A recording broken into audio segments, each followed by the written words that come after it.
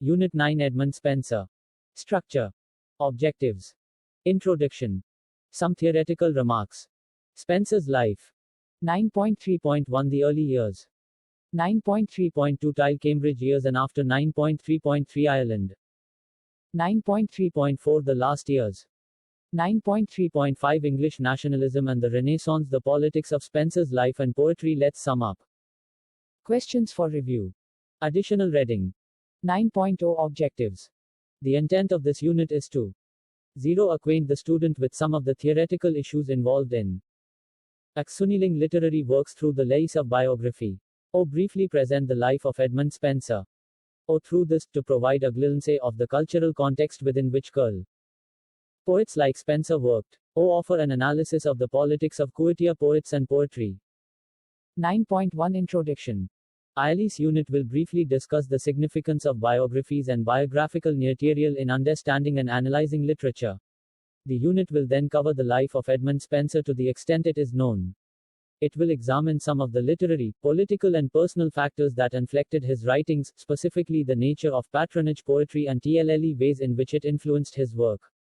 It will also look at some nenchawais of his life as they bear on his work, as for instance his courtship and marriage to Elizabeth Boyle, or the impact of the conflicts between his religious training and his readings in Platonic philosophy. 9.2 Some theoretical remarks. Before going into the life of Spenser, it may be worth our while to dwell briefly on why we should undertake a study of the poet's life. At a certain level, the need to do so may seem self-evident. After all, what could be more intimate to a writer's work than the life of a writer itself? However, it is necessary to examine whether things are indeed so simple, and for this we shall briefly outline some of the theoretical issues involved in this question. The FOM tilde of criticism known as biographical criticism is a venerable and much practiced one, dating back at least to Samuel Johnson's Lives of the Poets.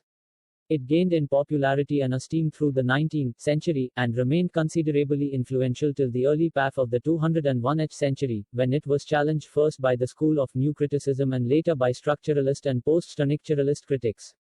L11E Basic premise of all biographical criticism is that the events and experiences of an author's new its Spenser life have a bearing on higher litera y work, and that therefore a study of the author's life can prove the basis of a useful explanatory or interpretative commentary on the world.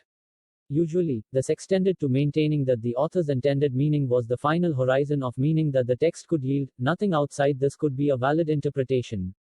The new critics and the structuralist and post-structuralist critics, however, challenge this premise. For the new critics, like the American critic I.A. Charles, the fundamental object of criticism was the text, and nothing outside it including the author could be of relevance to it. For Saint-Structuralists like the French critic Roland Barthes, the life, especially as biography, of any author was considered as much a construct as the text a construct chat in malting itself sensible, followed conventions and patterns, or structures, of meaning-making that belong to the larger field of literary enterprise. Hence, the relevance or otherwise of his or her life or intended meanings to the text could not be a matter of certainty, and certainly could not conclude the debates on the meanings of any literary text. Post-structuralist writers like the influential French philosophers Jacques Derrida and Michel Foucault buoyed the debate. Derrida suggested that the meanings of texts contain within them the logics of their own disintegration, because texts can be made meaningful only through the consistent suppression of alternate possible meanings in them. The relevance of the life or intent of the writer to the text was therefore only one among myriad possible meanings, and could not be the single concealed sive way of interpreting the text. Foucault's contribution to the author debate was to propose that the idea of the author was itself part or field of all authoritarian and disciplinary discourses around a text aimed at controlling the production of meaning in it. To all these thinkers and critics, clearly, there was no self-evident association between author and text. The latter was to be treated as disengaged from its producer, whose role in its gs subsequent to its production would be the same and have the same validity as that of any other reader. A useful comprehensive introduction to many of these issues may be found in Terry Eagleton's Literature Talaieri, 1985. Given such strong theoretical rejections of author-centered critical practice, the utility of studying the author's life may well be questioned. However, it must be noted that the knowledge of the author's life need not serve only as a means to read and interpret the text. Litera y biographies serve us more usefully in other ways. Firstly, even as a textual construct itself, a literary biography can offer us valuable insights not so much into individual texts by that particular author as into higher age. It can provide us with the means for understanding the circumstances within which the writer wrote, the pressures and difficulties Helshe faced, the literacy levels and reading habits of his age, the kinds of issues that occupied society, the kinds of issues that Helshe chose to engage with, in short, the available literary, political, social, economic and cultural influences on him, her. In other words, it is part of the process of locating a writer's work in its context. Secondly, to the extent that any literary text must in the first instance be authored, and usually for 111 part of a corpus of work that a writer produces, its links and relations with the rest of the oeuvre can throw light on the work itself, formally and substantially, and can usually be traced only through an examination of the author's literary life. And finally, even if the end leaning intended by the author need not serve as a master meaning to the literary text, and even if such intended meanings are rarely easily evident, it is arguably necessary to uncover and engage with them in the first one instance, before deciding on whether or not they are relevant to the text. With these observations in mind, it is now possible to turn to an examination of Spenser's life, as it relates to his work. 9.3 Spenser's life. 9.3.1 The early years. Not much is known about Spenser's life. It is reasonably certain he was born in London, probably in 1552. Although he himself came of Pooch stock, he may have been related to the Midlands noble family of Spenser, who had been made wealthy through sheep rearing. ICLL, as we saw from the previous unit, was a growth industry in the 16th century. He was entered as a poor boy in Merchant Taylor's Gailmar School, where he would have studied mainly Latin, with some Hebrew, Greek, and music. The SCL-ul was established in 1560 by the Guild of Tailors, hence the name, and was one of any founded by similar guilds across England at this time, following a Inodin, L-Unizan, oriented education. Spenser matriculated fra 111 the school and joined Penrose College, in Cambridge University in 1569, as a sizar, or poor scholar. As such, he had to undertake various odd jobs and menial tasks around the university, in return for the education. This was also the year when his poetry was first ed. These were translations from the biblical book of Revelations, 4 sonnets of the 1th century French poet Joachim du Bellay, as well as a translation of a _rancl version of some epigrams by the Italian poet Petrarch. They prefaced an anti-Catholic prose tract and were probably coillusioned by the chief author of the tract, the Flea Lizel expatriate Jan van der Nudit. He received his B.A. from Cambridge in 1573, left briefly because of an epidemic in 1574, then untotals his M.A. in 1576. During his stay in Cambridge he was known to have been befriended by Gabriel Harvey, a witty, ambitious but somewhat pedantic and devious fellow of Cambridge, from a similar social background to Spenser. The latter was to later celebrate their friendship in the figure of II Obanol in Tile. Slees LREU asterisk de calendar 1579. What they shared apart from their literary pursuits W.A.S. In an atmosphere of social mobility and opening possibilities, the ambitious expectation that education would offer them rank and status. 9.3.2 The Cambridge years and after.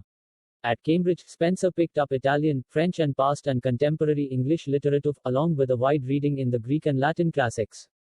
Alongside this, he read much in pagan mythology, divinities, ancient and contemporary philosophy, and pagan and English legends and folklore. It was a knowledge that provided the foundation for the kind of shoal of themes, phonels and generic styles that he attained so successfully in his later poetry. I is renowned to have read Homer's Iliad, Virgil's Aeneid, Ludovico Ariosto's Euler Zedo F Arioso, and Tasso's J. Miscellane delivered, all of which probably were phonative in the writing of Tlze Ferry Uaa Za. Likewise, the influence of Virgil's bucolics and other Italian and French pastoral poetry are evident in Tlze Skeplesiurd's Scalenda, just as are the Petrarchan sonnets and Canzone Folle and other Italian, French and Latin marriage odes evident in the Pitlislanzian and the Anzorefi sonnets. Spenser weaves all of these diverse strains of reading and knowledge together in his poetry, but without losing an essentially Christian orientation. In fact, much of his reading drew from earlier humanist attempts like Ficino's The Amor, 1475. To reconcile a popular Neoplatonism of the Italian Renaissance with Christianity, with the seal tension very often between the idea of spiritual love and that of sensual or earthly love. Spenser's poetry thus is haunted by this tension, and offers a rich tapestry of meanings that draw on diverse and multiple sources, in its quest for reconciliation. In Spenser's case, in fact, the tensions are aggravated by his desire to establish a specifically English literary discourse, or a spirit of English nationalism that we noted in the previous unit. While not much is known about the specificities of Spenser's religious life, it is fairly certain that religion played an important role in his thinking. Not only was it a central feature of his school and college education, it was an unavoidable element in the climate of the times, in the acrimonious debates and struggles between the various denominations and sects. These were debates that were very aloof in the air in Cambridge too, equally on the question of whether England was right in abandoning Catholicism and the more radical view of adopting a more stringently Puritan church than the Anglican. What Spenser's own position in THCSC debates was is not clear, but the view earlier held that he was inclined to be a radical Puritan does not have much evidence to support it. There is some suggestion that Spenser was inclined to take ecclesiastical orders at this time, when he was appointed secretary to Edmund Spenser, the Bishop of Rochester, in 1578. His first important publication, the Shelton's Calendar, 1579 or 1580, deals more extensively than any of his later work with the bishops and affairs of the English Church. But this was obviously not to be, for in the same year he joined the service of Robert Dudley, Earl of Leicester and favourite of the Queen.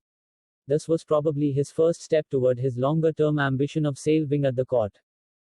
Around 1579-80, when Saint 111 in service with Leicester, Spenser made the acquaintance of Sir Philip Sidney, nephew to the Earl of Leicester, and joined 111's circle of literary friends. He was to remain a faithful and devoted friend to Sidney throughout his life, often alluding to him in his poetry and mourning his early death in an elegy. It was probably in this circle that Spenser began making his name as a poet, in fact ally presenting himself as one. It was also around this time that Spenser got married to a certain Machabius cult, of whom again little is known, and also began work on the Fairy Queen. By 1580 he had been appointed secretary to Lord Arthur Grey, Lord Deputy of Auckland and a friend of Thc Sidney family. Already in this we can see how Spenser's literary connections worked towards the fulfilling of his career and social rank. 9.3.3 Ireland. Spenser's relationship with Ireland was in many senses typical of the attitude of the English toward the Irish 11 in his time. It was treated as a colony by the English, and was resisted as such by the Isle, not least because of the inlization of the English Cloisiel tilde on a predominantly Catholic populace, and because of threats of attacks from Catholic Spain. Spenser's stay in Ireland as an administrator was therefore not without its risks. He however did not treat this stay as an exile, rather, he became deeply involved with the country and its peoples, fascinated by its landscapes as much as troubled by its lawlessness. H.B. Weaver followed Lord Grey in imposing almost ruthless measures, in his efforts to enslave the Irish except English Isle. His efforts in Ireland were to be well rewarded. The following year, 1581, Spenser succeeded the poet Lodoic Biscuit as Clerk of the Chancery for Faculties, an office that channeled the dispensations of the Archbishop of Dublin, and in this sense was a key political post. He retained this post for several years, until 1588. He also gained other favors, including control over forfeited land, which he may have profited from through land speculation. On leasing the small property of New Abbey, County Kildare, 11 was first designated gentleman, but went on to obtain a much larger estate in Munster. Repopulation of this province, scarred as it was by war and starvation, was a primary goal for its administrators. Consequently, Spenser awarded large plantations to English undertakers, who undertook to make them self-sustaining by OCC-1 them with Englishmen of various trades. In 1586, Spenser was assigned to Munster's Kilcullen Castle, about 25 miles to the north and west of Cork, with the task of repopulating it with English immigrants. By 1588 Spenser took over the 3,000-acre plantation of Kilcolman, and was granted full lease of property in 1590. Through this Spenser had evidently decided to rise socially and politically in Ireland, effectively a colonial land of opportunity. Rather than seek power and rank in London. His family was probably with him in Kilcultilnan at this time, although his wife may have died by then. She was definitely dead by 1594, when he married J. Elizabeth Boyle, whom he was to memorialize in the Anzoretti Sonnets and the Epithalamion. In his new situation he, like other undertakers, faced stiff resistance. I formed the local Anglo-Irish aristocracy and did not have much success with the repopulation scheme.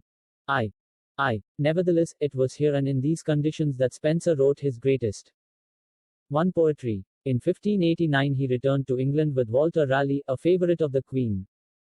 I to present the first 3 books of the Uarii Queels to the Queen herself. They were warmly received and published the following year.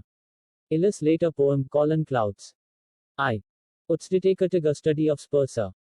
Conte Yoln again, completed 1595, records Spenser's sense of being a provincial innocent up against the sophistications of a center of power in this visit, and projects his own ideal of true love as an alternative. Helgeson, 1993, 677-9, notes that it is in this poem that the poet presents himself specifically as poet, rather than courtier. He is known to have spent some of this time in 159-1 apart from a quick visit to Ireland supervising the publication of his volume of collected poems, Complaints, along with another long poem, Daphnida, perhaps to reinforce his claims to being first and foremost a poet. He returned to Ireland that year with the grant of an annual pension of £50 from the Queen, a princely sum in those days. 9.3.4 The last years. In Ireland once more, Spenser continued writing despite the pressures of his various duties and posts, which were added to in 1594, when he was appointed Queen's Justice for Cork. This was also the year of his passionate courtship and marriage to Elizabeth Boyle. The A tilde Noretti and the Apitalar Neo tilde Z that celebrate this event are unique in the sonnets of the English Renaissance in celebrating a successful love relationship, rather than complaining as was the fashion then of failed and unrequited ones. Spenser again travelled to London shortly after, perhaps in hope of greater rewards, now that, as he may have thought, he was privy to the Queen herself, perhaps just to supervise the publication of a series of poems, including Colin Clout, Asloplizal, a pastoral elegy upon the death of Tlze most noble and valorous knight, Sir Philip Sidney, the Ulnaretti sonnets and the Epitalamion.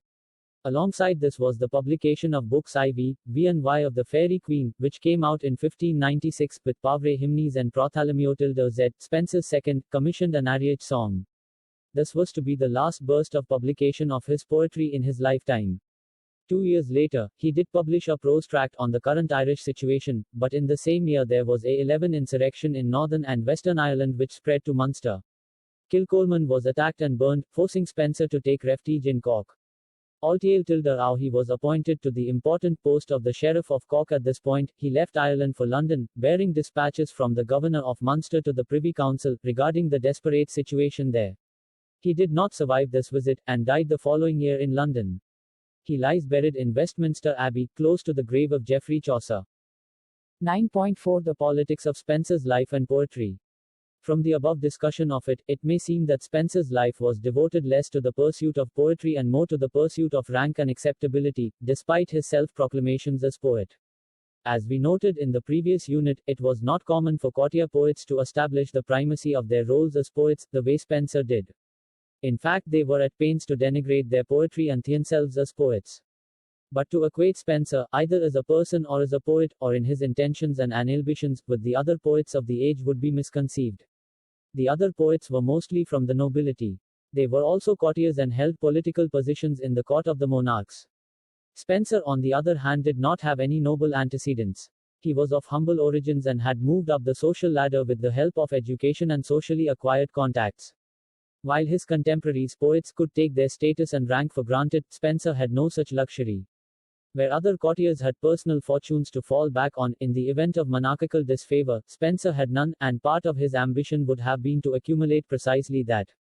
Hence, where other courtiers could afford to present themselves as humbler, or less than able to the downlands of poetry, thereby adopting a conventional, even fashionable social and literary gesture, for Spenser, it was in fact important not to belittle himself.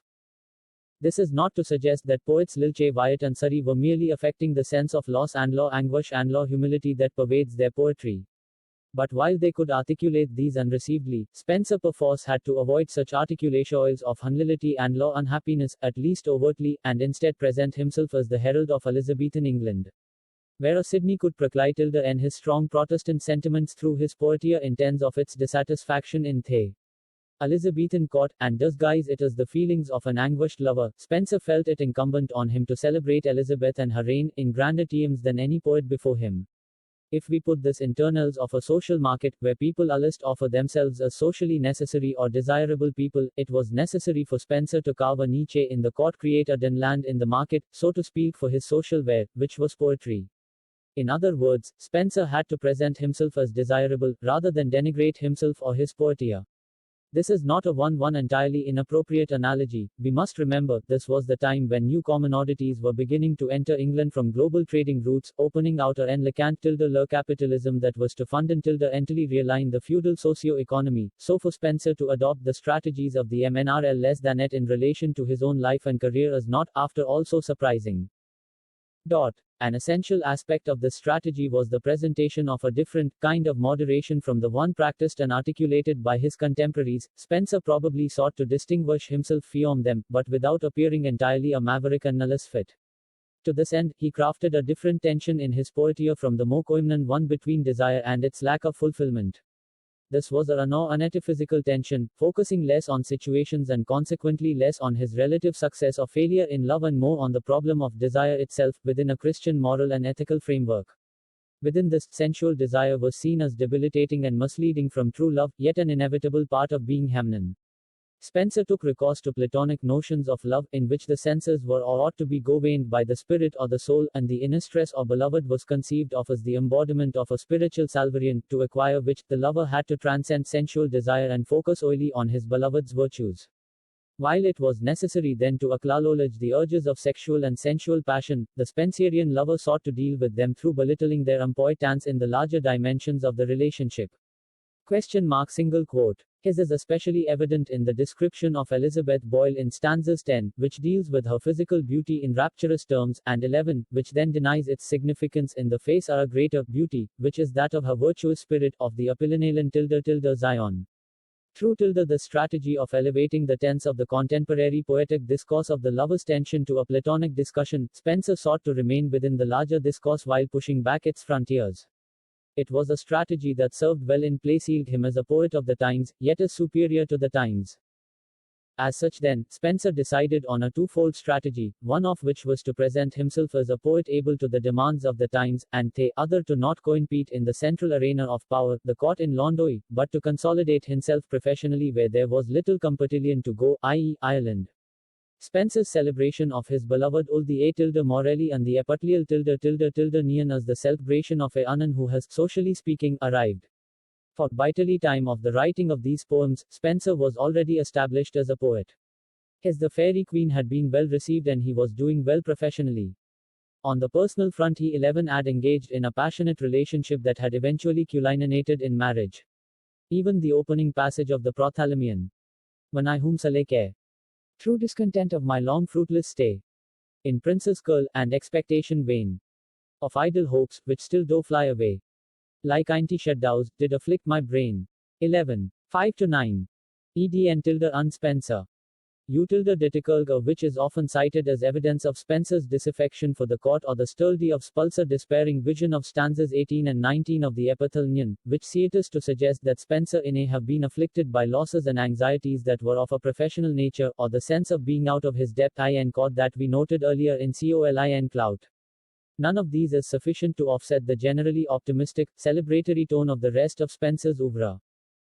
It is in these tenses that we can understand the crucial difference of Spenser's poetry from his contemporaries. For Spenser, poetry was a means to an end that was not necessarily the advancement of poetry alone, but personal advancement. In fact, we may even argue that it was precisely by advancing the frontiers of English poetry that Spenser hoped to achieve a unique distinction, and thereby also pay the soilal advancement. The personal, as so often is true, came together with the political. 9.5 Let's sum up. In this unit, we discussed some of the key issues in biographical criticism, and the need to examine the lives of writers. We then examined the life of Spenser, such as is known to us, in the context of the literary and political climate of his times. We studied how he put to use his educational background as well as the personal and social contacts he acquired to create the image of a poet, a social location from which he was able to meet and enlarge the measure of others his superior in rank and status. We noted how he adapted events of his life to his advantage, turning a relatively undesirable posting to Ireland into an opportunity to gain the status of a gentleman of means, and then subsequently presenting himself as a poet who could and would address not individual concerns but national ones. We examined the poetic and personal strategies that were put into play in realizing this ambition. In the following unit, we will briefly study manifestations of some of these issues in his shorter poems. 9.6 Questions for review. 1. How important, in your opinion, is biographical material in the examination of a writer's work? 2. What do you understand to be the most influential factors shaping Spenser's career as a poet? Would you consider him an opportunist? 9.7 Additional reading. 1. Burrow, Colin, Edmund Spenser, Plymouth, Northcote House, 1996. 2. Cummings, R.M., ed., Spatilder Z. Sir, The Critical Heritage, London, Rutledge and Kegan Paul, 1971 up to 1715. 3. Eagleton, Terry, Literary Theory, London, Blackwell, 1985. 4. Judson, Alexander, The LGEOF Edmund Spenser, Baltimore, John Hopkins Press, 1945. 5. Maley, Willie, A Spenser Chronology, Basingstoke, Macmillan, 1994. Helgeson, Richard, The New Poet Presents Himself, in Edmund Spenser's Poetry, Norrell's Critical Editions, Hugh MacLean and Annie Lake Prescott eds. London, Norton, 1993. Hame, Anthea, E.C.L. Nuntal Spenser, Protestant Poet, Cambridge, Cambridge University Press, 1984. Loaders, D.M. T. Tusder Cuzzle, London, Batsford, 1986. Rambus, Richard, Spowers Secret C. and Rear, Cambridge, Canalbridge University Press, 1993.